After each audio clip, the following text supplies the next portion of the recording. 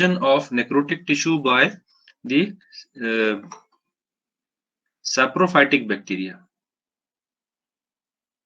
So the invasion by the saprophytes lead to kind of rotting out of the tissue in a live animal, or very similar changes which may occur after death occur in the live tissue.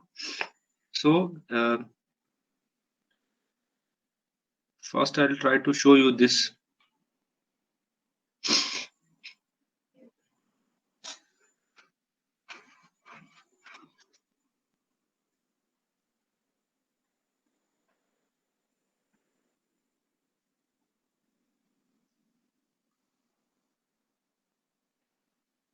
Can you see this picture?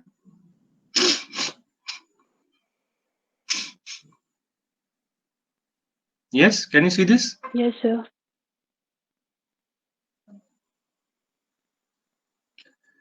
Now, if you remember, I have shown this earlier also. This is gangrenous splenitis. The spleen is gangrenous, and you can see because of the proliferate because of the saprophyte invasion, you can see it has turned grayish, dirty gray, and this is the normal inflamed part of the spleen. And this is the gangrene in the udder, udder of sheep. You can see this.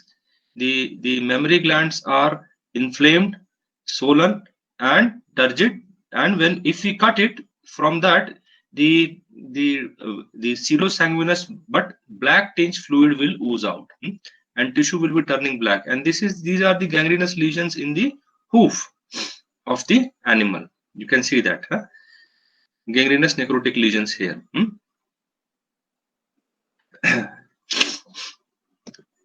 Now we will see. I'll try to show you a video of postmortem of gangrenous this animal.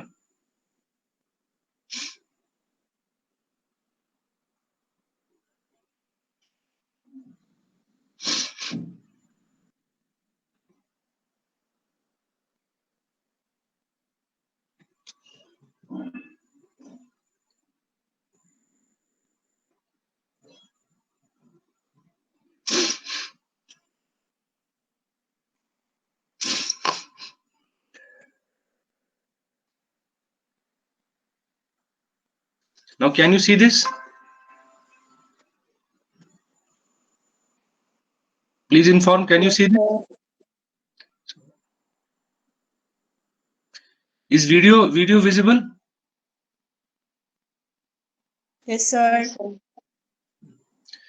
So okay, you can see that they are cutting the hind limb of a cattle. This postmortem was done on our own cattle farm, and you can see there is oozing out of black colored serosanguinous fluid. Black colored serosanguinous fluid is oozing out, and you can see the underlying subcutaneous tissue as well as some part of musculature is turned dark black.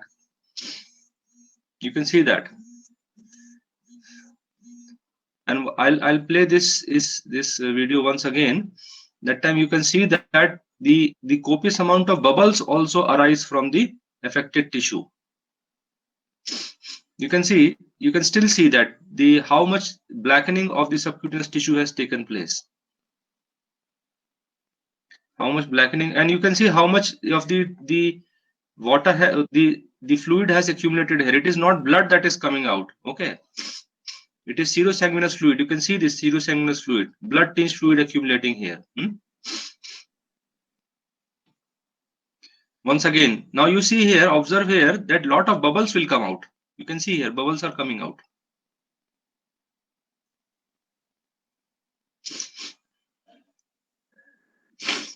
You see bubbles appear suddenly from the tissue. You can see here once again bubbles are appearing out.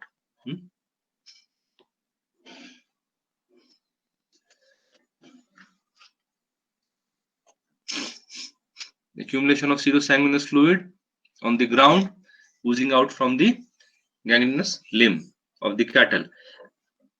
When we tested the impression smears, we found presence of numerous spore forming clostridia from this, and it was confirmed that there was gangrene of the muscles, although it was not in outbreak form, it was an individual case.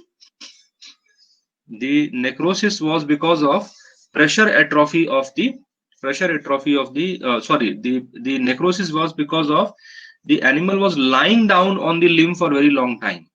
The muscles got necrotic and went gangrenous, and the cattle died.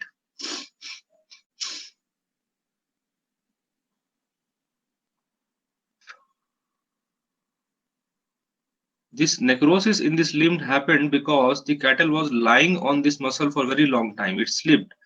It was lying on this muscle for a very long time, and because of that, the muscles went necrotic and were invaded by the saprophytes.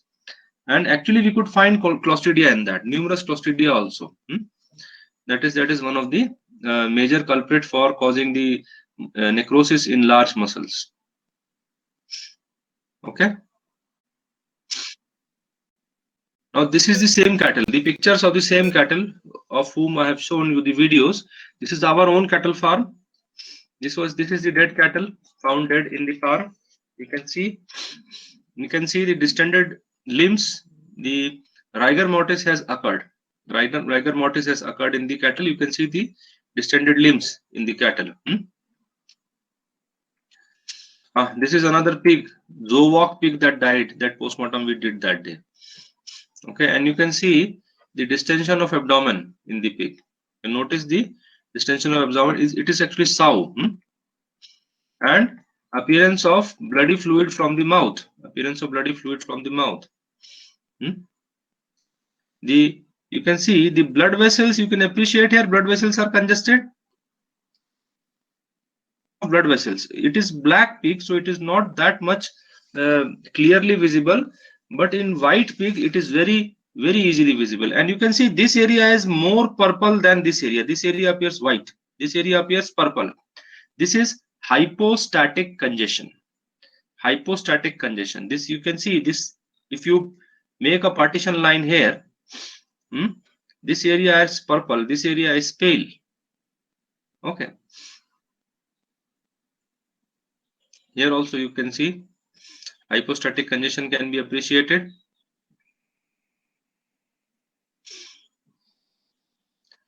On cutting, we can see some blood vessels still ooze out unclotted blood. Unclotted blood. Here you can see the distension of the viscera. Distension of the viscera. This is post-mortem change. After death, the gases accumulate, the fermentation goes on, and gases accumulate in the intestines. And you can see post-mortem distension of the intestines.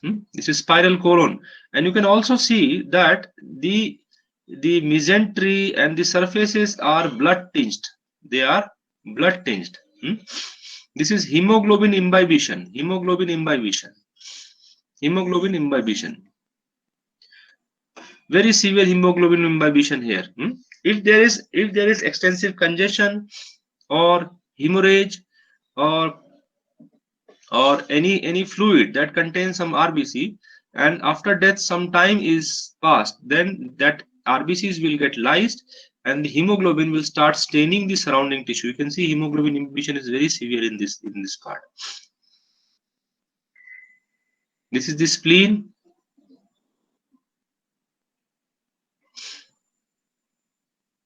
On both sides we have to take photograph, and you can see spleen is little bit folded this side. It is indicating that spleen was swollen. Spleen was swollen. This is the kidney of the dead sow, and this is the oozing out while cutting the carcass. Some mistake was made, and because of that some large blood vessel was cut. So some clotted and some unclotted blood accumulated in the abdomen. Some clotted and some unclotted blood accumulated in the abdomen here. This is urinary bladder. We have opened. And this is the uterus. And these are the ovaries. Oophoritis in the sow. These are the ovaries. Oophoritis in the sow. This is the uterus and oophorytis. We opened some part of uterus where you can find the congestion and accumulation of exudate. There was endometritis. This is the uterus and this is the cut portion of the uterus. You can see presence of hemorrhages here and exudate accumulation. Yes.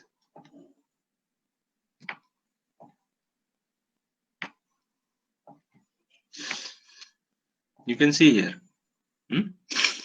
Hemorrhagic portion, exudate accumulation, and also you can see some hemorrhages are frank red, some hemorrhages have turned dark black, and you can see overall area is showing the necrotic texture. You can see paleness, necrotic paleness.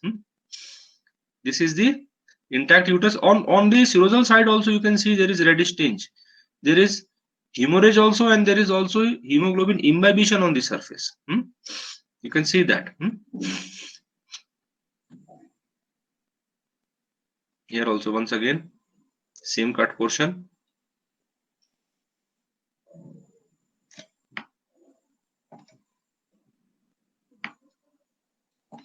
You can see here.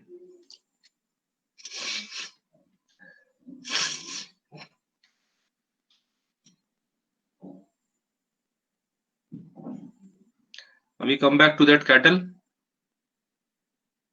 Cattle was taken out in the open ground for postmortem. The rigor mortis has occurred. The distension of abdomen has taken place. That's why the limbs were hanging like this. And because of the developing pressure in the abdomen, some of the fecal matter came out from the rectum.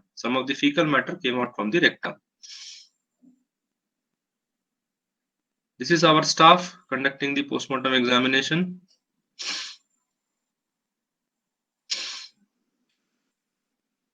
We opened up the abdomen. Rumen came out.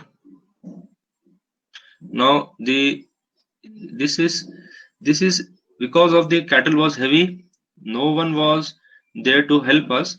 So we conducted the postmortem examination on the wrong side. We conducted it on the right lateral recumbency. It should have been done on the left lateral recumbency, and because we did it on the right lateral recumbency, first organ we observed is the rumen. It is on the upper side. But we could manage somehow. So that's why now you see we have conducted the postmortem on right lateral recumbency. So no visceral organ is seen, only rumen is seen, isn't it? Correct way is left side. If we would have done in left side, all visceral organs would have been seen directly.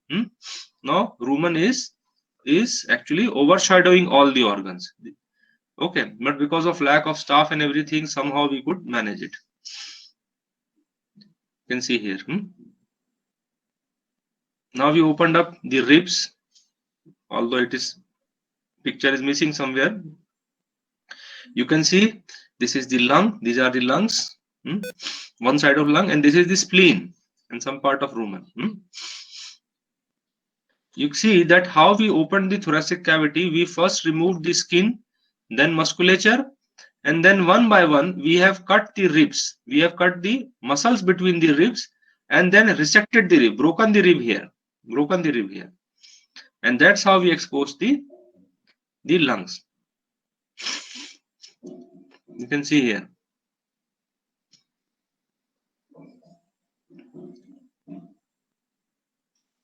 This lung is edematous. You can see lung is edematous, not collapsing, and is having these white patches on lungs are the emphysematous patches.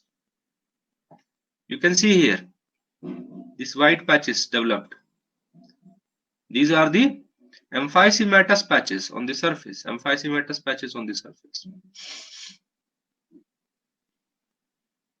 This is the spleen of the cattle. Once again, the lungs, and the same part where the gangrene has occurred actually. Gangrenous part.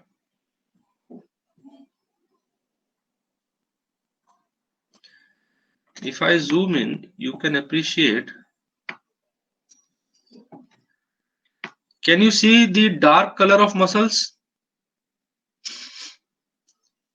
Can you appreciate the dark color? See here. It is, yes, it is. It has turned dark here. It is not normal musculature,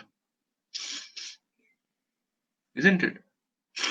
And there is copious amount of serosanguinous fluid oozing out from the carcass.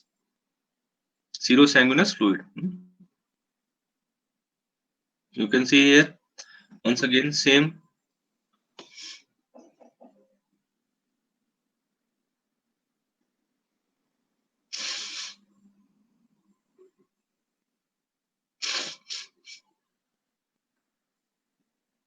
Now you see the muscles.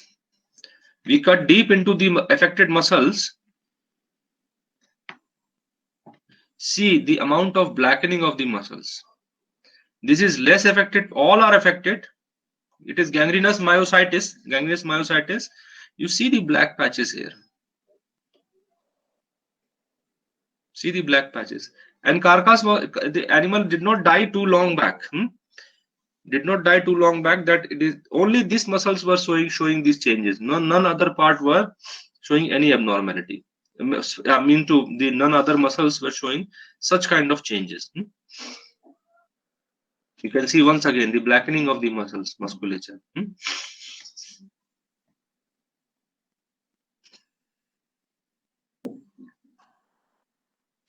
mesenteric fat of the animal.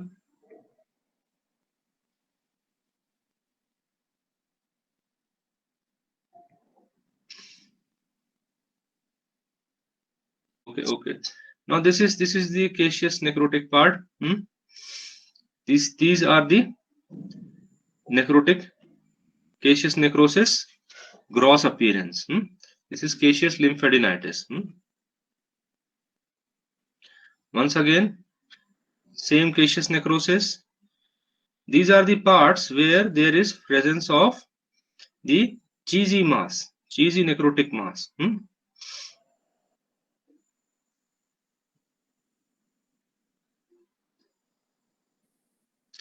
Now the important part is the histology.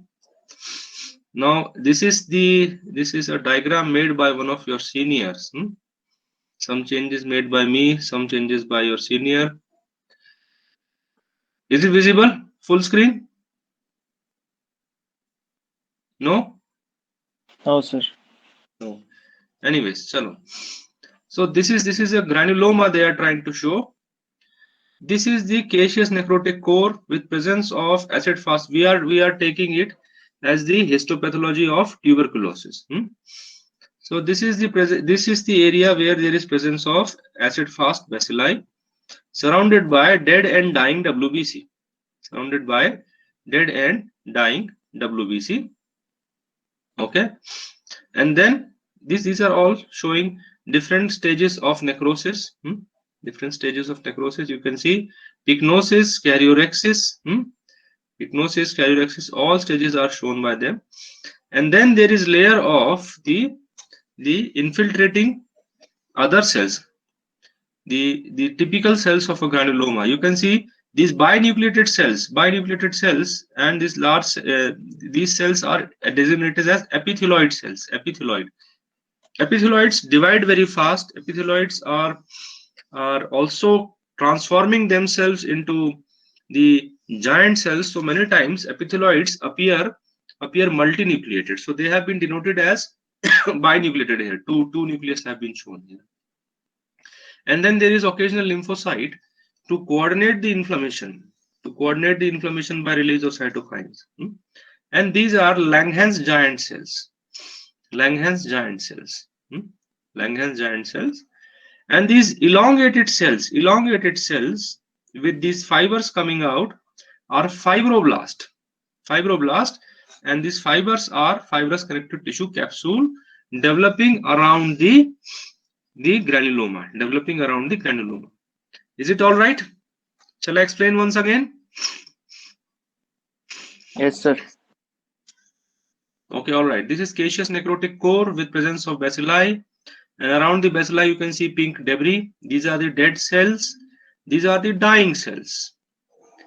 Dead cells with no nucleus, no nothing, and dying cells, karyorrhexis, pycnosis, like that, huh? Karyolysis, anucleosis, there is no nucleus. So this is caseating mass. Around them, there is granulomatous reaction with presence of epithelioid cells, and giant cells, and lymphocytes. Very few lymphocytes here and there. And this whole area is restricted by presence of fibrous connective tissue. So these elongated cells are fibroblasts.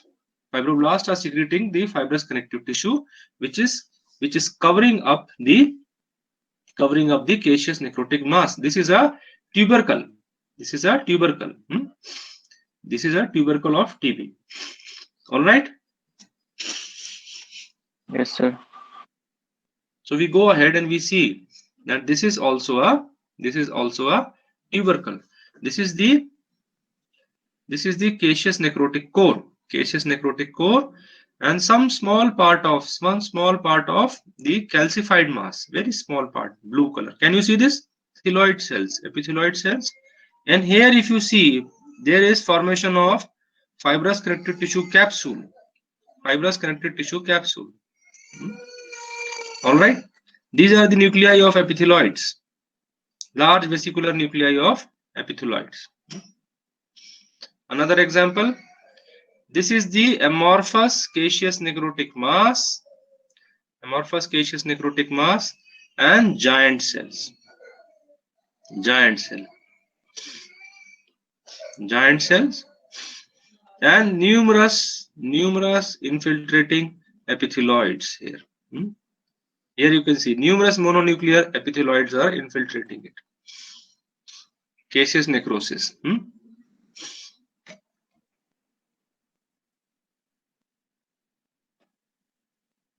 All right.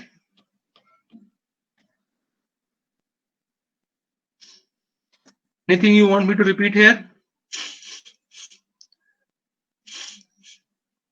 Yes.